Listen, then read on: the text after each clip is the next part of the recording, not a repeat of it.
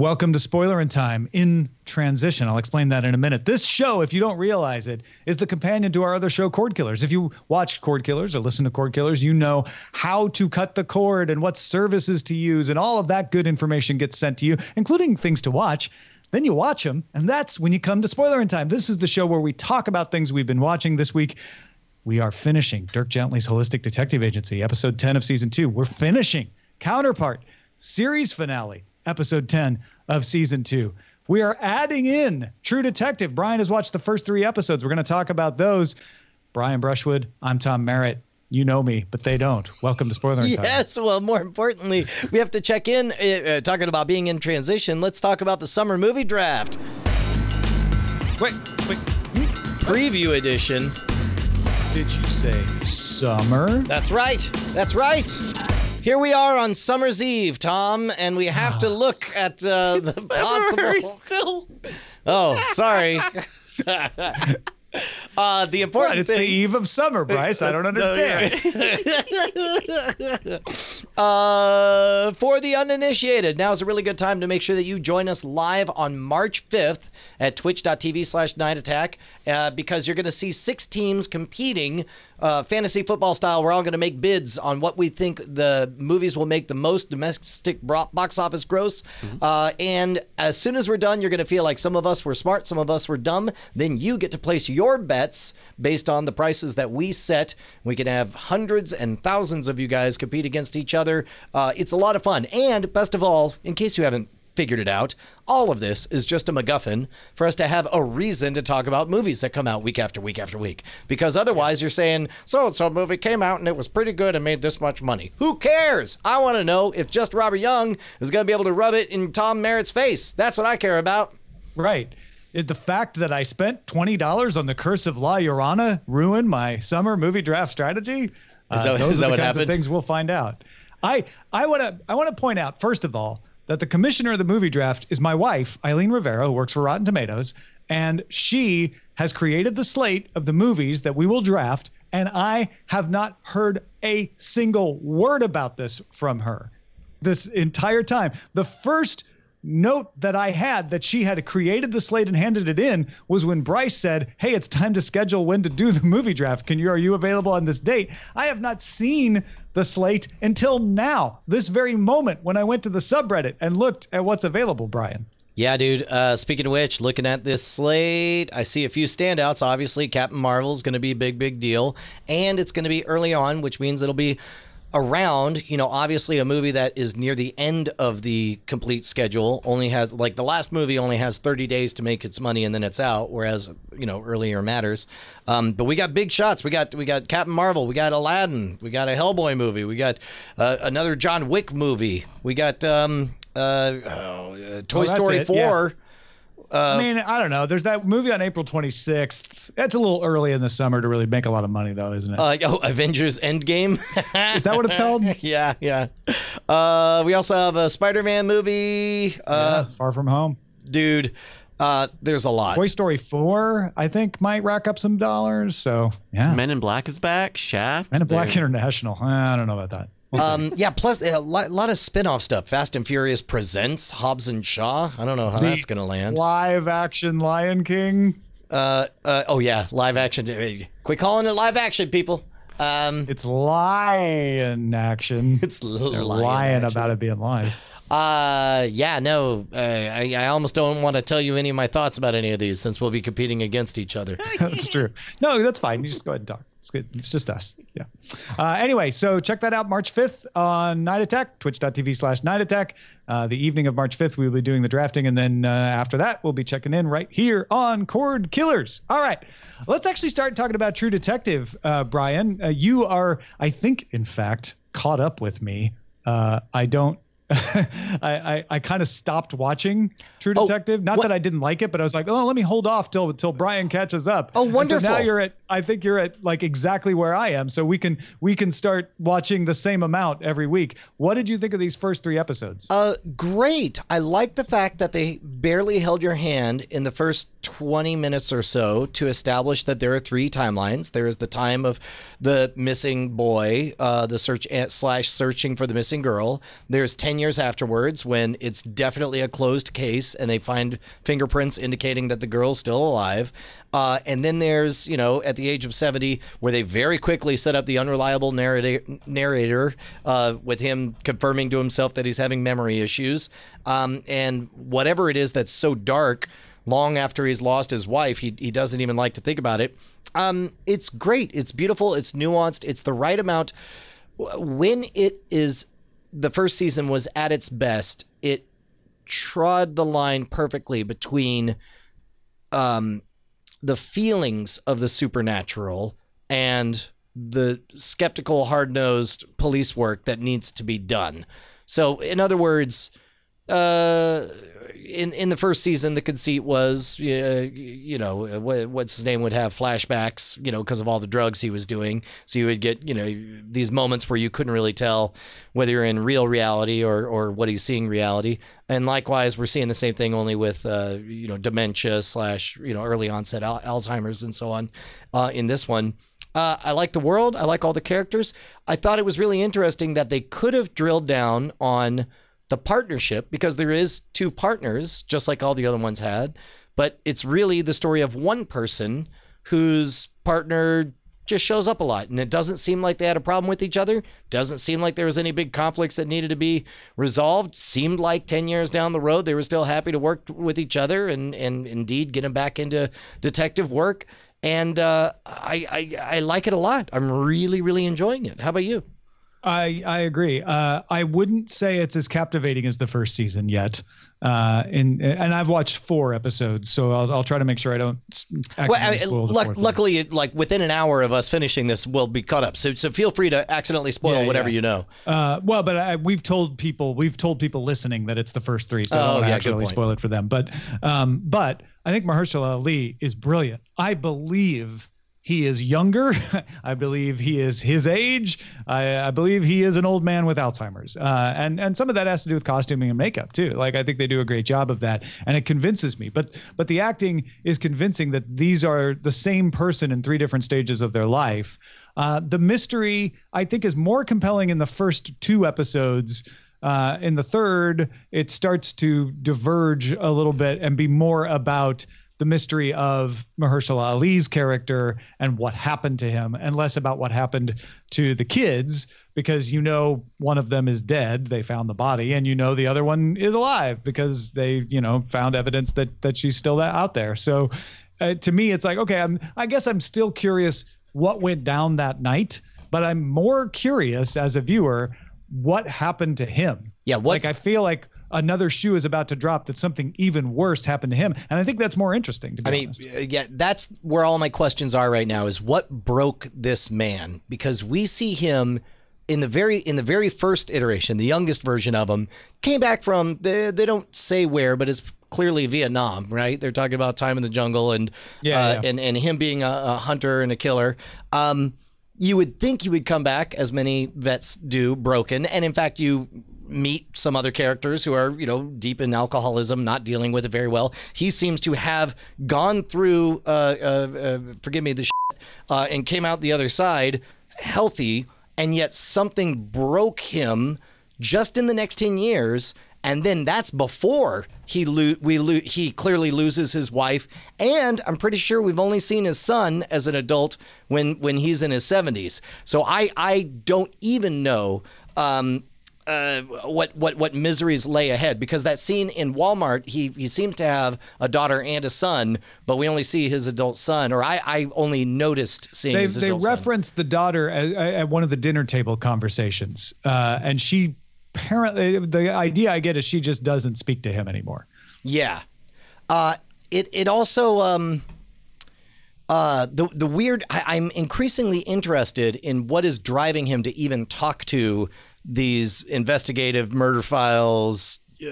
Carrying. There's more to it. It's certainly there's a motivation for him to do it to keep his mind in order, right? Like, if I can recall these events, that helps me focus. It helps me sharpen my memory, right? And he talks about that. But you're right. There's something more motivating him. Especially there's because something that he's trying to rediscover about the past that we as viewers also want to discover. Well, and you get the sense that he knows he's dealing with snakes because they very clearly kind of turn it into a hit piece on how the investigation was handled, and he's like not even overly concerned with that. He's just more interested to hear what they've got.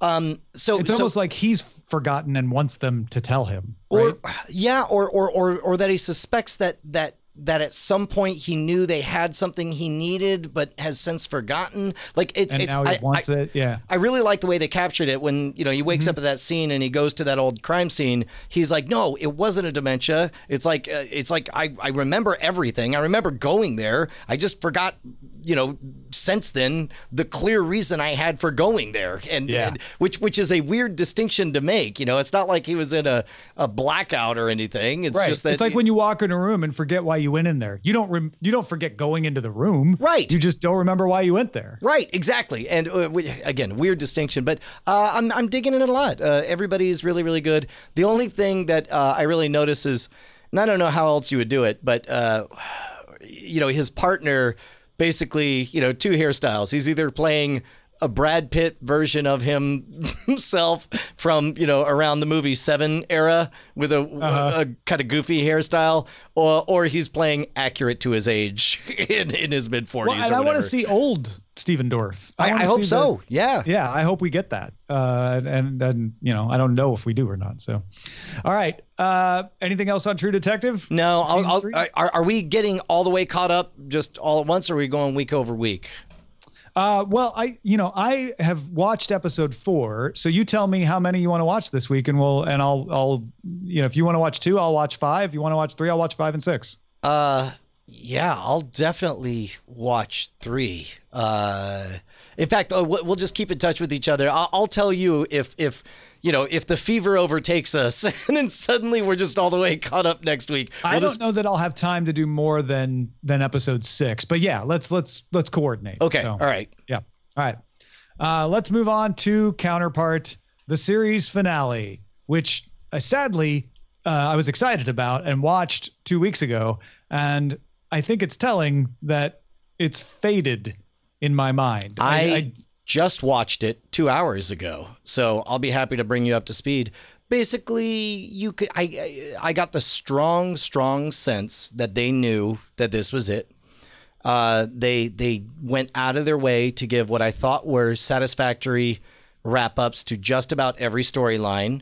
The one new storyline that they added was straight out of 24 season 2, where it's like everything worked out for the good guys, and then the president shakes a hand and is like, oh, I've been infected with a terrible virus, hope we get another season. So that again, I understand that. You got the peace of mind of seeing what's his name from Star Trek First Contact, Zephyr Cochrane. Yeah. You see him going to his actual family, who's happy. Mira gets caught and busted. We are certainly led to believe that, given the right information, badass superhero version of our main character, whose name I'm suddenly forgetting. Howard. What's his last name? Silk. Silk. Badass Silk kills, all 6 disease vectors as they, comically are gathered around to get their tickets in the same place at the same time. And then you also get, we lose our Emily, but our Emily's loss kind of rang hollow for me because we began with her lost and she came back for a bit and then lost almost the same way, so. Well, I think that was intentional. Like, okay, now she's lost again, but this time she was reformed. Whereas last time, as we learned, she was suspected of being kind of a bad Emily. And this time we got to know her as a good Emily. I don't know if it worked or not, but I felt like that's what they were trying for. Yeah, I did really dig the transformed our Howard Silk coming back, and it was almost comical when it's like, oh, what did I do over well, I got captured, tortured, shot, this, that, the other thing. How about you? How was your last month and a half? And it's like, okay, when you put it that way, that does make it sound pretty silly. I am sorry that we are not going to get more seasons because I feel like there was a trajectory of the 2 Howards that I wanted to watch play out. And that's the line you get of like, hey, our Howard is now a lot more like that Howard now. Well, and he's toughened up, but I would like to see that played out some more. And think about this. Imagine if there were many more seasons, how fun it would be for an entire season, that the entire season, the doors, the gate is closed. It's an entire season just about rooting out the sleeper agents from the other side. And it takes 2 Howard Silks to do the job. It's like, hey man, I told you I don't want a Howard Silk anymore. It's like you were born a Howard Silk. You and I got to silk the silk out of this. Silk is strong, but 2 silks are stronger. That's right. Double woven fabrics, bro. Come on, let's do this. I would have dug that. I think it would have been great. It would have been hard to tell that story with no Emilys, since on that side there are no Emilys. But the most interesting story, and the one that I found the most deeply satisfying, is we had 2 characters that at various times we hated more than anyone. And I've already forgotten their names. Claire and her husband, Jerkface. See, Peter? Quill. Right. So, Quaid? Quill. Quaid was Total Recall. No, Peter Quill is Star-Lord. Quail. Right. It's none of those. It's Quail. It's Peter Quail. Quail. It's just my accent. Okay. We have hated Peter Quail for being obviously weak and shallow. We have hated Claire for murdering the real Claire and being a zealot. And yet we get to this place where both of them seem to recognize their flaws and seem to recognize what seems to be a genuine love for each other. And I love the fact that they brought up the question, hey, so are you going to tell him what you did to the real Claire? And all of a sudden you remember, oh my God, that's an awful thing, right? And then separately, Quail has that experience where someone asks him, hey, how do you think she got here? That's right. It was Spencer says, how do you think she got here? And then they have that quiet moment where she is about to tell him, and it's going to be hard. And he's like, well, I have a question first. I forget what it was. Like, that he needs to ask her how she got there, but you also could tell that he suspects he knows.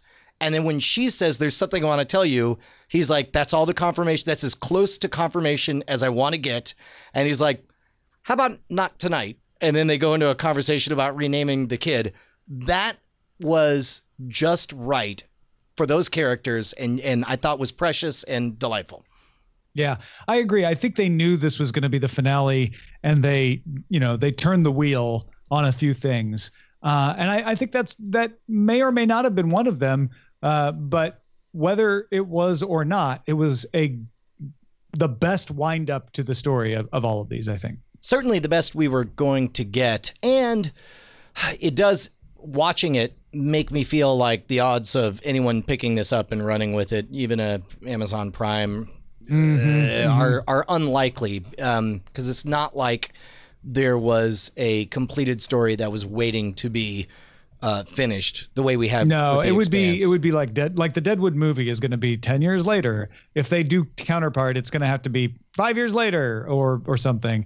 Because it works very well as we leave it to the audience to decide if the virus was eradicated or not.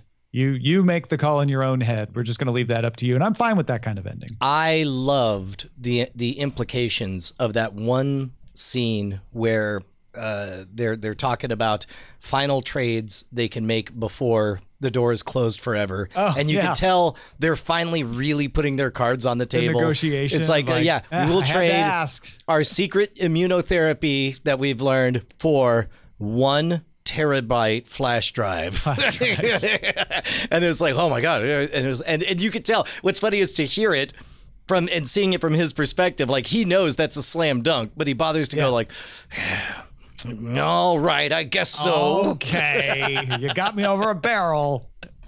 Yeah, no, and it does put it into perspective. Like, yeah, a terabyte flash drive is pretty amazing, solid state technology. That's true. Sure. If you don't know how to do it, it's pretty great.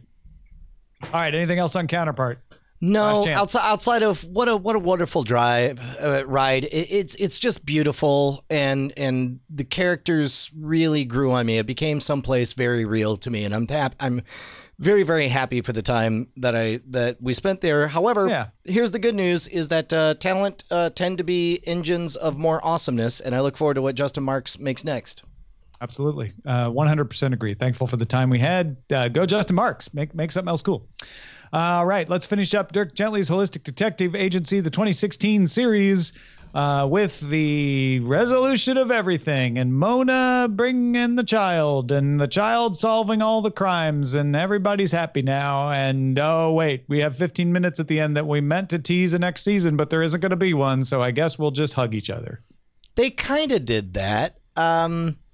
You know what's funny is I could buy the magical world of Wendemore. I could buy all of the Pocket Dimension. I could buy the boy. I could buy the Deus Ex Machina. I could buy the holistic everything or whatever.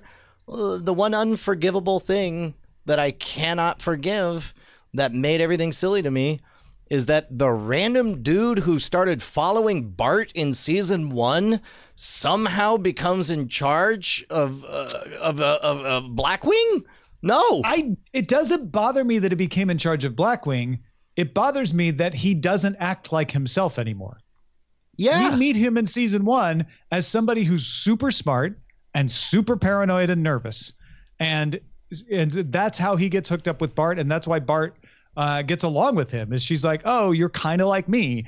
You know, you have a talent, but stuff is always kind of coming after you. Let me help you deal with that. You just let it go. You're holistic. Things happen for a reason. I love that guy. That guy's there in the taxi. That guy's there when they pull him out of the taxi, and he starts to be like, hey, you know, so I mean, I can do this, right? Is that cool? He's there. And then at the end, when he's Mr. like, all right, shut down Sector 7G and go after this, I'm like, where is he? Where is the guy we got to know? We're not seeing any flash of that. And I didn't buy the transformation into supervisor that they wanted me to swallow. And they could have done it. I don't know how they could have done it in a Dirk Gently kind of way. They could have done it by giving us more time of his misery and his desperation and his beginnings of a Machiavellian plan to get out of being tortured constantly in this. But I can't reconcile that with the dumb Captain America, stupid pressing the electrocute button comedy aspect of stuff. So, but regardless, I don't even. Do you even remember what he did before his getting caught up in adventures? Like, could they? What, in season 1? Yeah, like what was he doing? He was a computer hacker. He was a hacker for hire. So he was So he was a hacker. Then I don't know. Maybe remind us that he, you know, was always power hungry or something, or was never really a good guy. Honestly, I bought it all the way up until he became supervisor and just started running the show, because I didn't get the idea that he ever wanted to run the show. Right. So you're right. Either show us that he wanted to run the show and was looking for that kind of agency, or make it feel like he's a reluctant master. Like, well, but I think I can make things better. You see a hint of that when he tells Bart, like, no, come into Blackwing. I trust me. I'm doing the right thing here. We can make this better. And she's like, yeah, I get what you're saying, but that's cool. Like, they didn't stick with that. He became too self-confident. I would have him do exactly all the same things in all the same ways, except just be questioning, reassuring himself like, no, I really need to do this. Because now that I have this opportunity, I can change things. I can make things better.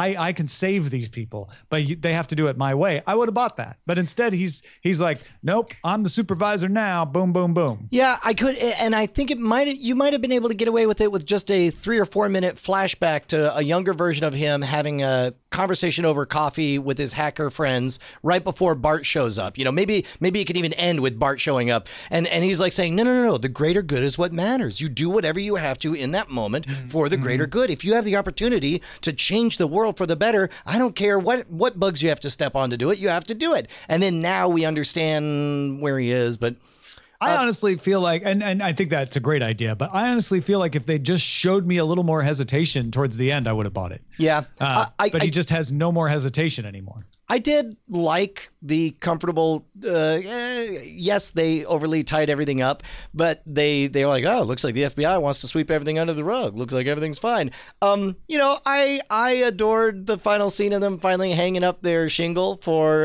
Dirk Gently's Holistic Detective Agency. Yeah. It's like, now you have this awesome weird triangle of friendship and love interest, and it's it was a fine wrap up. My only beef was that stuff, and also the fairly unnecessary. I guess if you thought there was going to be a season 3, you would bother to indicate that Wash is still alive with the stitched together face or whatever. But yes, yeah, that felt fairly unnecessary. It didn't bother me though, but you're right. It wasn't really necessary unless you already were paying him for that episode and you're like, well, we're going to put him on stage then because you gotta cash that check either way. Yeah. Yeah. Well, I enjoyed this and I am very excited to get started on our next, as we call them, library watch next week, which is going to be The Office UK, right? Yeah, and those are we doing them 2 because they're half hours, right? No, that's the next show we're gonna do 2 of. This... Okay, but this one is still half hour, but we're not doing 2 in a row. Okay, all right. Yeah, we could do that. Well, because there's only like 2 10. seasons. The Office UK, by the way, was kept to 2 seasons in part by inspiration from Fawlty Towers. Why is that?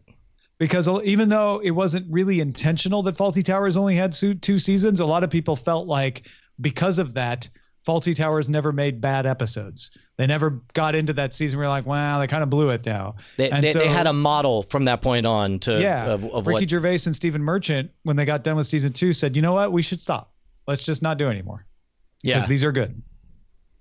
Huh. Yeah.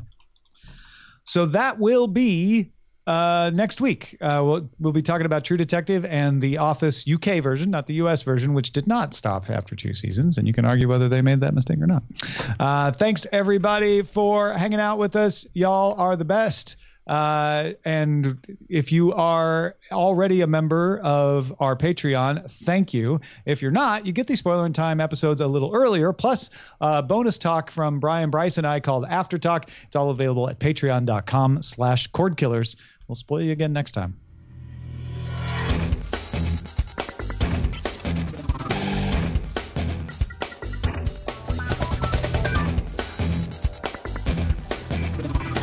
Diamond Club hopes you have enjoyed this program.